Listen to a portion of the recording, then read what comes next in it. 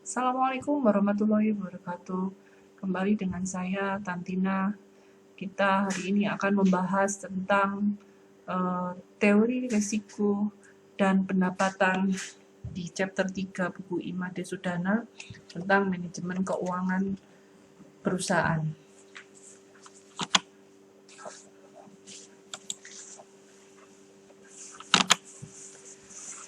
Konsepnya, jadi kita akan berbicara tentang konsep resiko pendapatan yang penting dipertimbangkan dalam setiap keputusan keuangan karena besar kecilnya resiko dan pendapatan akan mempengaruhi nilai perusahaan. Apabila pengambilan keputusan dilakukan dalam kondisi yang pasti, faktor yang relevan dipertimbangkan adalah pendapatan yang sesungguhnya karena tidak ada risiko. Kemudian, apabila pengambilan keputusan dilakukan dalam kondisi tidak pasti, faktor yang relevan dipertimbangkan adalah risiko dan pendapatan yang diharapkan, karena pendapatan yang sesungguhnya tidak diketahui. Dalam hal ini, yang kita pelajari di bab 3 adalah terkait dengan konsep pendapatan dan risiko itu sendiri, baik terkait dengan investasi tunggal maupun portofolio dan cara pengukurannya.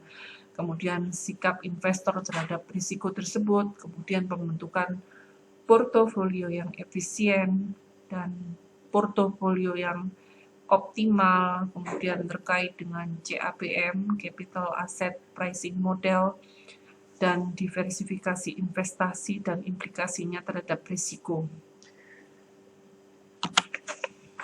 Terkait dengan konsep pendapatan dan risiko investasi. Pendapatan yang diperoleh dari investasi diukur atau dinyatakan dalam satuan rupiah atau satuan relatif persentase. Ketika investor dihadapkan dengan berbagai alternatif investasi yang memiliki ukuran yang berbeda, maka untuk mengetahui investasi mana yang lebih menguntungkan, investor akan kesulitan jika membandingkan pendapatan dalam satuan rupiah. Profitabilitas, dividend payout ratio, yang merupakan perbandingan antara dividen bersaham dan laba bersaham. Ini adalah definisinya. Dividend yield merupakan perbandingan antara dividen bersaham dengan harga saham. Kemudian ada capital gain, merupakan selisih harga jual dengan harga beli saham dibandingkan dengan harga beli saham. Kemudian kita akan berbicara tentang pendapatan.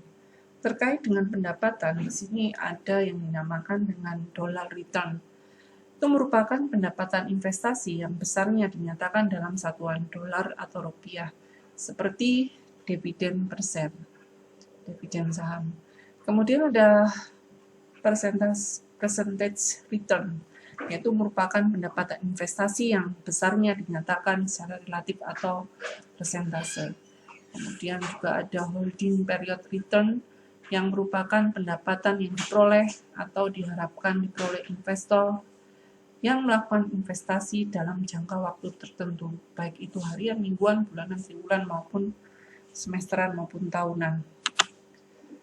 Kemudian kita akan berbicara tentang pendapatan yang diharapkan atau expected return atau jadi expected return untuk suatu investasi tunggal. Expected return itu adalah definisinya itu merupakan pendapatan yang diharapkan atau jadi diharapkan diperoleh dari suatu investasi pada kondisi yang bersifat tidak pasti. Jadi di sini akan ada pengukuran expected return. Jadi ada cara pengukuran expected return, ada dua cara. Yang pertama, kita akan menggunakan arithmetic average return atau pendapatan rata-rata hitung, yang mana rumus yang digunakan kalau kita menggunakan arithmetic average return itu adalah E dalam kurung R itu adalah expected return-nya sama dengan sigma PI kali RI. Jadi jika probabilitas atau PI probabilitasnya diketahui, Kalau probabilitasnya tidak diketahui, maka rumusnya menggunakan sigma RI. N menunjukkan apa? Berapa jumlahnya, kemudian I itu menunjukkan tahun berapa. Kemudian terkait dengan pengukuran expected return yang kedua, contohnya di sini, contoh yang pertama yang terkait dengan arithmetic return. Jika yang pertama probabilitasnya tidak diketahui, jadi misalnya di sini ada suatu saham yang menghasilkan capital gain setiap hari selama 1 minggu. Jadi di minggu pertama sampai minggu kelima. Jadi minggu pertama ada angka-angkanya yang sudah ada. Ini adalah capital gain yang diperoleh. Untuk menghitung besarnya arithmetic return, karena di sini tidak ada probabilitasnya, maka kita akan menggunakan rumus tanpa probabilitas. Jadi langsung kita jumlahkan minggu pertama, kedua, ketiga, dan keempat dibagi dengan jumlah capital gain selama 5 hari. Hasilnya adalah 11,8%. Nah, jika probabilitasnya diketahui, ini sebesar 0,20, maka rumus yang kita gunakan adalah rumus yang ada probabilitasnya. Jadi kita kalikan dengan probabilitasnya. Jadi di sini ada 2 pembanding, yaitu di sini ada hasil untuk perusahaan baja dan hasil untuk perusahaan konstruksi. Hasil untuk perusahaan baja di sini adalah minus 5,05%. Kita kalikan dengan profitabilitasnya dengan kondisi yang sangat buruk. Kemudian demikian juga dengan di kondisi buruk di sini ada 0,5% dikalikan dengan 0,2 dan seterusnya dibagi dengan 5%. Jadi total yang dibagi hasilnya adalah 5%. Jadi kalau misalnya kita berbicara tentang ER atau expected return yang terkait dengan investasi tunggal di perusahaan baja. Jadi kita langsung kalikan dengan jumlah profitabilitasnya, kita jumlahkan, hasilnya adalah prosentasenya.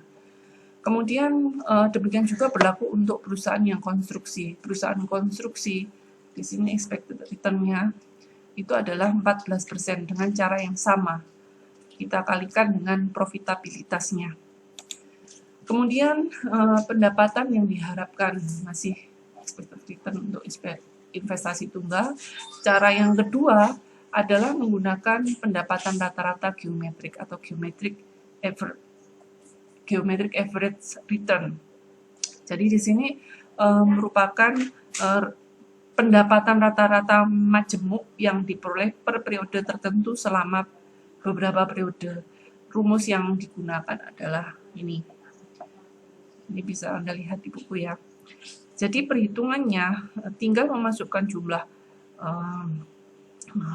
persentase dari pilihan investasinya, ketemu hasilnya. Kemudian terkait dengan risiko untuk investasi yang tunggal.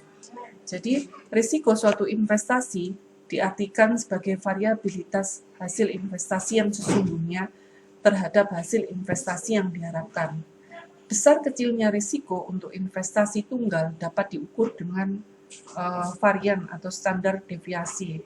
Jadi ada rumusnya. Jadi yang pertama, ini juga sama, jika profitabilitasnya diketahui, maka menggunakan rumus yang pertama. Kalau profitabilitasnya tidak diketahui, bisa menggunakan rumus ini, atau langsung menggunakan standar deviasi. Kemudian ini adalah contohnya.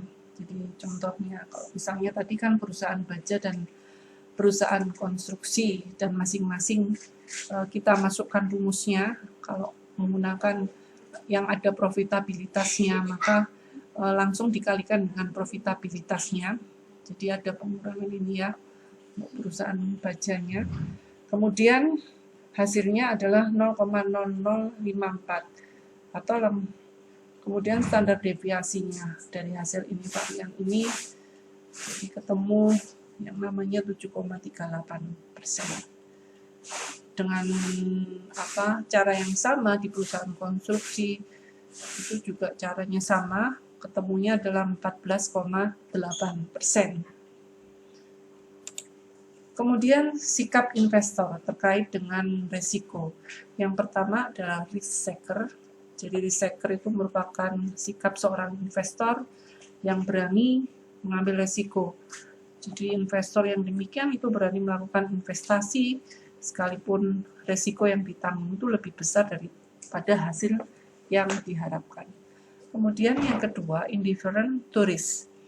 Indifferent to risk itu sikap seorang investor yang tidak peduli terhadap risiko. Jadi tidak peduli artinya investor ini bersedia untuk melakukan investasi berapapun risikonya, walaupun hasil yang diharapkan itu tetap tidak berubah. Kemudian yang terakhir, risk averter. Jadi risk averter di sini sikap seorang investor untuk menghindari risiko. Jadi investor yang demikian itu hanya bersedia melakukan investasi jika tambahan hasil yang diharapkan itu lebih besar daripada tambahan risikonya. Nah, terkait dengan pembahasan teori portofolio diasumsikan semua investor itu bersikap risk averter. Jadi hal ini ditunjukkan dengan kurva indifferent seorang investor. Kemudian di sini gambarnya untuk terkait dengan kurva tadi itu ada di buku Anda di halaman 43 garis lengkung. Jadi garis lengkung. Jadi kalau semakin tinggi tingkat resiko yang diambil, maka return yang diharapkan juga tinggi. Terkait dengan kurva yang ditunjukkan di sini adalah terkait dengan expected return risk and indifferent curve ya di perusahaan baja dan konstruksi. R ini menunjukkan resikonya, kemudian R ini menunjukkan return yang diharapkan. Di perusahaan baja di sini adalah tingkat expected return risk-nya itu rendah, jadi resikonya dia mengambil resiko yang rendah dengan harapan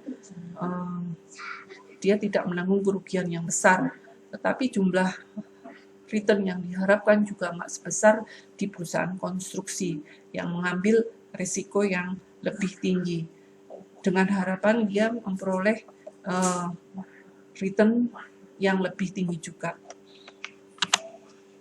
Jadi terkait dengan expected return portofolio itu ditentukan oleh dua faktor. Jadi faktor yang pertama itu adalah besarnya proporsi dana yang diinvestasikan pada masing-masing alternatif investasi dan expected return masing-masing alternatif investasi. Nah, di sini menggunakan rumus terkait dengan expected return portofolio itu juga ada di buku Anda di halaman 45. Jadi ini jadi E dalam kurung RP sama dengan W kali ERS ditambah 1 min W kali E dalam kurung RC. Jadi di contoh investasinya di sini adalah saham baja 50% dan sisanya saham konstruksi. Maka expected return folionya dengan menggunakan rumus ini itu adalah seperti ini. Jadi jumlah expected return portofolionya adalah 9,5%. Kemudian terkait dengan risiko investasi portofolio. Jadi risiko investasi portofolio di sini menggunakan jadi suatu risiko portofolio itu ditentukan oleh 3 faktor. Jadi yang 3 faktor yang pertama proporsi dana yang diinvestasikan pada masing-masing alternatif investasi, kemudian risiko masing-masing alternatif investasi dan kovarian antar alternatif investasi. Dengan menggunakan rumus varian portofolio seperti yang ada di buku Anda di halaman 45 ya. Kemudian ini untuk rumusnya, jadi terkait dengan varian portofolio ada turunannya, rumus yang singkat ini. Jadi berdasarkan contoh yang dikemukakan, maka perusahaan baja dan konstruksi kita bisa menghitung varian portofolionya. Demikian juga dengan standar deviasi portofolionya. Ini adalah terkait dengan gambar ini adalah terkait dengan portofolio yang terdiri dari saham perusahaan baja dan konstruksi yang komposisi investasinya masing-masing adalah 50%. Jadi maka akan dihasilkan pendapatan yang diharapkan tertentu dalam arti lebih rendah pendapatan yang diharapkan dan investasi saham. Jadi untuk konstruksi saja itu yang lebih tinggi konstruksi. Jadi konstruksi itu lebih tinggi dari pendapatan yang diharapkan pada investasi saham baja. Karena saham baja itu mengambil risiko yang rendah dibandingkan dengan risiko yang rendah. Ini saham baja, ini saham konstruksi. Karena risiko yang minimum, jadi risiko portofolio yang lebih rendah, risiko investasi pada saham perusahaan konstruksi atau saham perusahaan baja. Artinya kalau saham konstruksi itu memilih risiko yang tinggi karena ingin mendapatkan return yang diharapkan lebih tinggi juga dibandingkan dengan saham dari baja. Kemudian terkait dengan efisiensi portofolio. Jadi efisiensi portofolio itu portofolio yang memiliki pendapatan yang diharapkan maksimum pada tingkat risiko tertentu. Jadi contohnya di sini, anggap suatu portofolio dibentuk dari dua alternatif investasi, yaitu saham A dengan pendapatan yang diharapkan 5%, kemudian dan resiko standar deviasinya 4%, dan saham B dengan pendapatan diharapkan 8% dengan resiko standar deviasinya 10%. Jika proporsi investasi A dikurangi dan sebaliknya proporsi investasi B ditambah, maka pendapatan yang diharapkan dan resiko portofolio pada berbagai korelasi. Jadi ini adalah contoh ada di tabel halaman 47. Jadi di sini ada proporsi investasi A dan B, jadi masing-masing ya. Kemudian ada korelasinya A dan B A, X itu sama dengan W. Jadi X sama dengan W, kemudian B-nya itu Y sama dengan 1 min W. Kemudian ada portofolio jika ditambah dengan 1, korelasi ditambah 1, kemudian korelasi minus 1. Nah, ini ya, jadi grafik efisien portofolio yang terjadi itu adalah seperti ini.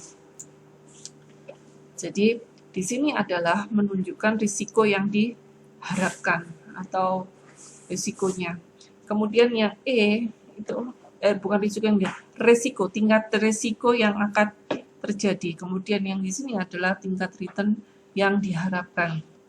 Dari gambar tersebut dikatakan bahwa jadi hasil rata-rata dari portofolio yang terkait dengan ERP itu merupakan fungsi linear dari investasi. Jadi fungsi linear dari investasi, W melambangkan investasi seperti gambar yang sebelumnya. Ini ya. Jadi W ini adalah nanti ini ya rumusnya adalah X sama dengan W, yang B ini adalah Y sama dengan 1 min W. Kemudian jadi W itu merupakan fungsi linear dari proporsi investasi, sedangkan resiko itu diukur dengan standar deviasi pendapatan portofolio. Jadi ini standar deviasi portofolio, standar deviasi itu merupakan risikonya. Jadi berkorelasi. Kemudian untuk fungsi korelasi PXY, jadi PXY-nya yang ditunjukkan dalam di sini RAB ya, maka antara aktiva yang mengandung risiko. Jadi hubungan antara pendapatan yang diharapkan ERP dengan risiko ini yang dilambangkan dengan standar deviasi portofolio pada berbagai tingkat korelasi. Jadi segitiga ini ya, kalau di buku Anda ini jelas ini X, kemudian ini Y, ini Z, segitiga XYZ itu menunjukkan batas himpunan portofolio yang mempunyai korelasi pendapatan. Jadi sama dengan min 1 dan sama dengan plus 1. Jadi korelasi yang sangat kuat dan sempurna. Dalam kenyataan ini jarang dijumpai. Jadi dalam suatu aktiva, alternatif investasi memiliki korelasi yang sempurna. Jadi korelasi antara alternatif investasi itu banyak dijumpai. Dalam kenyataan berkisar antara min 1 dan plus 1. Dengan kata lain, kombinasi risiko dan pendapatan diharapkan berada di segitiga XYZ. Jadi kombinasinya berada di sini. Kemudian terkait dengan himpunan peluang portofolio. Himpunan peluang portofolio.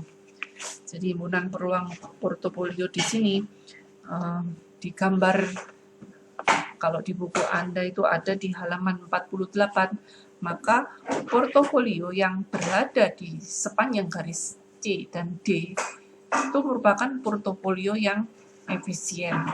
Sedangkan portofolio yang berada di daerah warna hitam itu tidak efisien. Kalau di buku Anda diarsir. Jadi kalau C dan D ini efisien, garis panjang garis ini. Sedangkan sedangkan di selain garis C dan D itu tidak efisien. Kemudian yang berikutnya itu adalah terkait dengan pilihan portofolio optimal investor yang memiliki preferensi risiko yang berbeda. Jadi di sini ada dua investor yang memilih atau memilih suatu investasi yang berbeda, sehingga gambarnya akan berbeda. Ini adalah investor A dan ini adalah investor B. Jadi investor ini, jadi kalau terkait dengan pilihan investor, jadi pilihan investor ini memiliki preferensi risiko yang berbeda. Jadi investor ini memiliki indifferent curve yang berbeda karena sikap kedua investor tersebut terhadap risiko yang berbeda.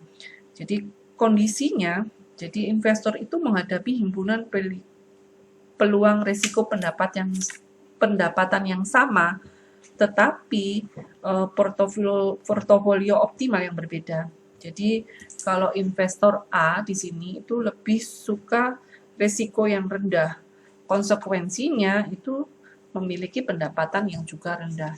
Sedangkan investor B itu lebih suka risiko yang tinggi dengan konsekuensi pendapatan yang tinggi juga. Dan titik A dan titik B menunjukkan pilihan portofolio optimal bagi kedua investor tadi. Jadi gambar ini hanya menunjukkan sudut pandang individu dan mengabaikan keseimbangan pasar. Kemudian terkait dengan keseimbangan pasar sekarang atau market equilibrium. Kita mengenal capital market line atau CML. Jadi himpunan peluang portofolio hanya terdiri atas aktiva yang berisiko. Belum dibahas bagaimana himpunan portofolio yang dihasilkan jika ada aktiva yang bebas risiko. Kemudian yang berikutnya, tidak ada peluang bagi investor untuk melakukan pertukaran. di antara investor dengan jalan meminjam atau meminjamkan. Kita yang pertama, terkait dengan the opportunity set with one risk and one riskless asset. Jadi di sini ada peluang investasi pada satu aset bebas risiko dan satu aset berisiko. Nah, gambar ini menunjukkan, jadi kalau di buku Anda itu ada di halaman 50. Jadi gambar ini pada titik X. Jadi titik X ini adalah 100% kekayaan diinvestasikan pada aktiva yang mengandung risiko. Jadi sepanjang garis X dan Y, jadi sepanjang garis X dan Y, itu lebih dari 100%. Kekayaan yang diinvestasikan berdasarkan risiko dapat dilakukan dengan jalan meminjam. Ini yang pertama. Jadi ini garis X dan Y dengan cara meminjam. Dan X dengan RF. Di sini sebagian kekayaan itu diinvestasikan pada aktiva yang mengandung risiko dan sisanya dipinjamkan. Jadi dipinjamkan dengan suku bunga sebesar pendapatan bebas risiko. Jadi kalau di sini dilakukan yang pertama, XY itu meminjam tetapi berisiko, sedangkan ini sebagian dipinjamkan dengan suku bunga pendapatan bebas risiko. Ini adalah merupakan, sedangkan RF titik ini merupakan kekayaan investasi pada aktiva yang bebas risiko. Dan RF dan Z itu lebih dari 100%. Kekayaan diinvestasikan pada aktiva yang bebas risiko. Dan hal ini tuh dapat dilakukan dengan menjual secara short atau pendek ya aktiva yang mengandung risiko. Jadi tidak seorang pun investor itu yang bisa menghindari risiko dalam hal ini. Sepanjang garis R, F sampai Z selalu mempunyai pendapatan yang lebih rendah dibandingkan dengan RF ke X. Karena di sini resikonya lebih tinggi. Kemudian yang berikutnya terkait dengan the opportunity set with one riskless and many risk asset atau peluang investasi portofolio optimal yang terdiri dari satu aset bebas risiko dan sejumlah aset berisiko. Jadi gambar ini. Jadi di sini gambar ini itu menunjukkan himpunan peluang portofolio yang terdiri atas satu aktiva. Jadi terdiri atas satu aktiva yang bebas risiko. Dan sejumlah aktiva yang berisiko.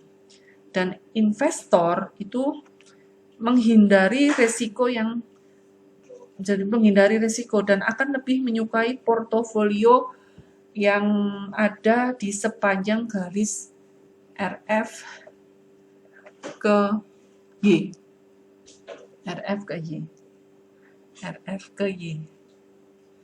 Karena investor itu dapat memperoleh pendapatan yang lebih besar pada risiko tertentu dibandingkan RF ke X.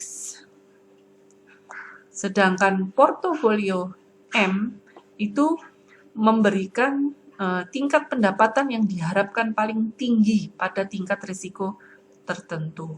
Nah, garis RFM ini yang dinamakan dengan capital market line. Jadi dia menunjukkan keseimbangan pasar antara risiko dan pendapatan.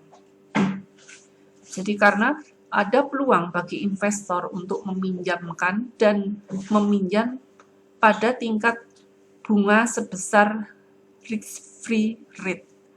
Jadi bebas risiko, tingkat bunga yang bebas risiko.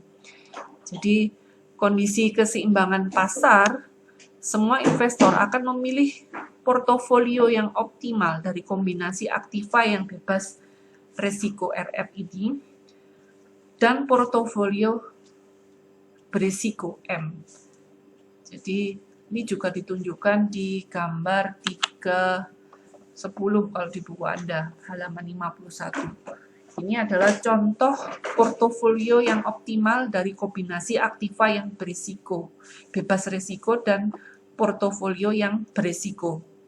Ini adalah terkait dengan pemilihan investor terkait dengan portofolionya, jadi CML-nya. Jadi kombinasi antara teori pemilihan yang ditunjukkan dengan indifferent curve investor, kemudian objektif pilihan, kombinasi portofolio terkait dengan CML-nya. Jadi investor 1 di sini, ini akan memilih titik A. Jadi investor 1 akan memilih titik A sebagai portofolio optimal dalam kondisi tidak ada peluang meminjam atau meminjamkan. Jadi titik ini merupakan persinggungan atau tangan ya antara indifferent curve investor dengan himpunan peluang portofolio yang terdiri dari atas aset yang berisiko saja, tanpa adanya pasar modal dan tanpa ada peluang yang meminjam atau meminjamkan. Jadi titik A ini merupakan portofolio yang memaksimalkan utilitas investor 1. Jadi sedangkan investor yang bergerak menuju titik M dan kemudian meminjam untuk mencapai titik B di sini, jadi borrowing, dia meminjam mencapai titik B, ini memungkinkan untuk mencapai indifferent curve yang lebih tinggi, jadi lebih tinggi resikonya juga. Jadi investor 1 akan menjadi lebih baik jika ada pasar modal. Kemudian terkait dengan investor 2 itu akan lebih baik, yang kedua ya, itu jika ada peluang untuk meminjam dan meminjamkan. Jadi investor 2 berada pada titik X ya. Investor tersebut dimungkinkan untuk mencapai utilitas yang lebih besar untuk menuju titik M, dan kemudian meminjamkannya untuk mencapai titik Y yang merupakan indifferent curve yang lebih tinggi. Jadi ini resikonya rendah, ini dia bermain aman, ini resikonya tinggi. Kemudian terkait dengan portofolio dengan risiko berbeda tetapi pendapatan yang diharapkan sama. Jadi di sini masih membahas tentang CML. Jadi CML di sini, jadi CML itu hanya menjelaskan bagaimana mengevaluasi kombinasi risiko dan pendapatan dari portofolio pasar dan aset yang bebas risiko. Jadi sepanjang garis CML ini merupakan kombinasi risiko dan pendapatan dari portofolio pasar dan aset yang bebas risiko. Nah, jika kita ingin mengetahui lebih jauh misalnya hubungan antara risiko dan pendapatan untuk aset dan portofolio tidak efisien seperti B, C, dan D. Nah, gambar ini menunjukkan bahwa portofolio B, C, dan D itu mempunyai pendapatan yang diharapkan sama dengan portofolio yang A yang ada di garis CML. Jadi portofolio tersebut B, C, D itu dianggap tidak efisien karena tidak terdiversifikasi dengan baik seperti portofolio A. Untuk itu kita harus mengetahui atau menentukan harga keseimbangan aset atau portofolio yang tidak efisien. Itu kita perlu memahami lebih jauh terkait dengan diversifikasi portofolio untuk mengetahuinya. Sekarang kita ke diversifikasi portofolio. Kita berbicara teori diversifikasi. Jadi di sini menyatakan bahwa semakin banyak jumlah aset yang membentuk portofolio, maka risiko total portofolio akan semakin berkurang karena ada bagian dari risiko total yang bisa dikurangi atau tidak sistematik. Kalau tidak sistematik itu bisa dikurangi, sedangkan risiko total yang tidak dapat dikurangi sistematik itu tidak dapat dihilangkan atau tidak dapat dikurangi. Jadi kategorinya ini. Jadi di sini ada dua pengertian risiko. Jadi kalau kita berbicara risiko total portofolio tidak sistematik, itu merupakan bagian dari risiko total yang dapat dikurangi dengan jalan diversifikasi. Seperti contoh tadi, merupakan aset atau portofolio yang tidak efisien, seperti contoh di yang sebelumnya. Kemudian risiko sistematik itu bagian dari risiko total yang tidak dapat dikurangi dengan diversifikasi. Nah, timbulnya itu berbeda. Kalau risiko tidak sistematik itu faktornya internal, sedangkan sistematik itu adalah faktornya eksternal. Seperti contohnya, misalnya internal ada faktor manajemen, struktur modal perusahaan, dan lain-lain. Kemudian kalau faktor eksternal itu ada kondisi ekonomi, politik, keuangan, dan sebagainya. Kemudian pengukuran risiko tidak sistematik dan risiko sistematik. Jadi pertama itu kita harus mengetahui pengaruh pendapatan. Jadi pengaruh pendapatan pasar terhadap pendapatan saham yang diukur dengan single index market model. Ada contohnya di situ di buku Anda halaman 54. Jadi di sini single index market model. Kita hitung dulu dengan rumus RIT sama dengan alfa tambah beta RMT ditambah error itu. Ya. Kemudian yang kedua itu adalah menghitung varian RIT atau varian portofolio yang terdiri dari dua aset yang berisiko seperti yang di bawah ini. Ini adalah rumusnya kalau kita menggunakan langkah yang kedua. Jadi ada varian RIT rumusnya ini. Kemudian setelah itu kita jumlahkan total resikonya. Jadi systematic risk dan unsystematic risk-nya kita jumlah. Jadi dua. Yang pertama ini ditambah dengan varian. Kemudian ini adalah terkait dengan hubungan risiko total dan pendapatan yang diharapkan. Jadi gambar ini menunjukkan bahwa surat berharga. Jadi di sini ada contoh ya, kalau di buku Anda ada di halaman 55. Di halaman 55 bahwa ada surat berharga A dan B. Di sini surat berharganya A dan B itu tidak efisien. Jadi dengan menggunakan pendekatan CML itu tidak ada hubungan yang khas antara pendapatan yang diharapkan yang dalam arti di sini antara risiko masing-masing surat berharga tersebut. Jadi tidak ada. Kemudian investasi A dan B ini memiliki risiko yang berbeda. A dan B ini memiliki risiko yang berbeda dengan M. Di sini M ya. M, tetapi pendapatan yang diharapkan itu sama dengan M. Jadi A dan B itu harapannya sama seperti M. Dan di sini untuk menjelaskan hubungan risiko dan pendapatan yang diharapkan bagi portofolio yang seperti ini modelnya, seperti contoh yang sebelumnya, itu adalah contoh risiko dan pendapatan yang tidak efisien. Itu menggunakan pendekatan CAPM atau Capital Asset Pricing Model. Kemudian terkait dengan CAPM dan SML. Jadi kalau kita berbicara dengan SML itu merupakan Security Market Line. Jadi kalau kita berbicara SML itu ada rumusnya juga. Ini ada rumusnya ya. E dalam kurung ini ya, dalam kurung RJ sama dengan RF plus ERM dikurangi RF plus beta J. Jadi ERJ itu pendapat yang diharapkan dari surat berharga, kemudian pendapatan bebas risiko RF-nya, kemudian ERM-nya itu pendapatan yang diharapkan dari portofolio pasar, dan beta J itu risiko sistematik dari surat berharga.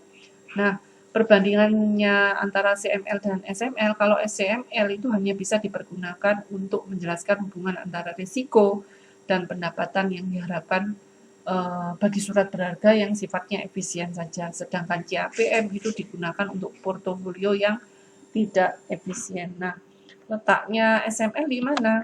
Kita lihat SML. Jadi SML itu posisinya ini terkait dengan CML.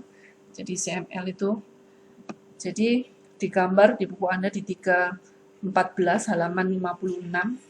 Jadi berdasarkan gambar di sini ada sekuritas.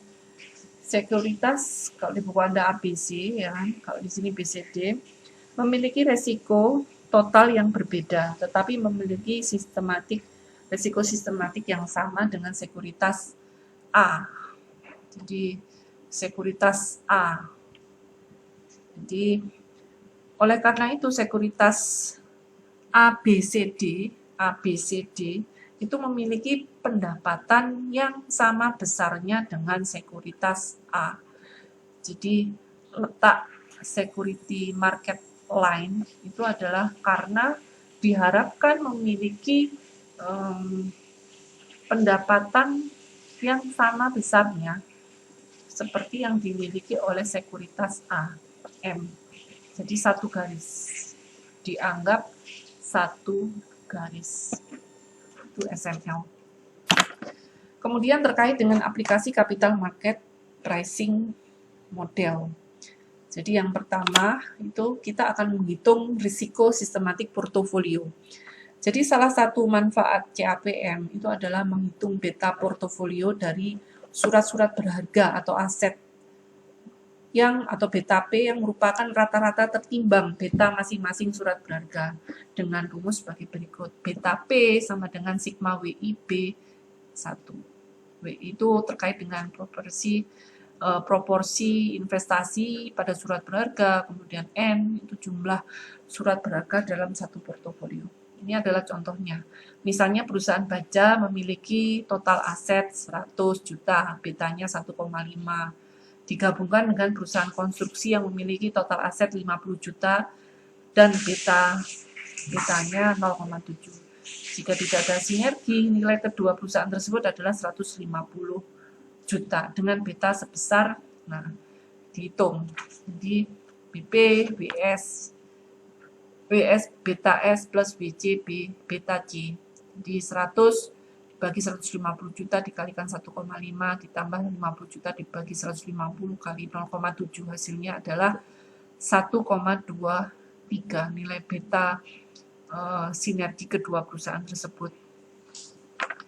Kemudian menghitung tingkat pendapatan yang disyaratkan dari surat berharga. Seperti yang kita ketahui, kalau persamaan SML itu menunjukkan bahwa pendapatan yang diharapkan dari surat berharga atau investasi individual itu sama dengan suku bunga bebas risiko. Jadi ditambah dengan premi risiko. Jadi dia pada posisi N. Jadi pendekatan CAPM dan SML ini menunjukkan bahwa premi risiko yang sama dengan rumus E dalam kurung RM dikurangi RF dalam kurung beta J. Nah, untuk aplikasi soalnya bisa Anda lihat di halaman 57. Kemudian untuk menghitung biaya modal saham itu juga menggunakan pendekatan CAPM. Jadi karena tidak efisien maka dia menggunakan CAPM. Dapat dihitung besarnya biaya modal saham biasa. Untuk aplikasi soal dan rumus bisa Anda lihat di buku Anda di halaman 57. Demikian untuk penjelasan dari saya, teori risiko dan pendapatan, semoga bermanfaat. Assalamualaikum warahmatullahi wabarakatuh.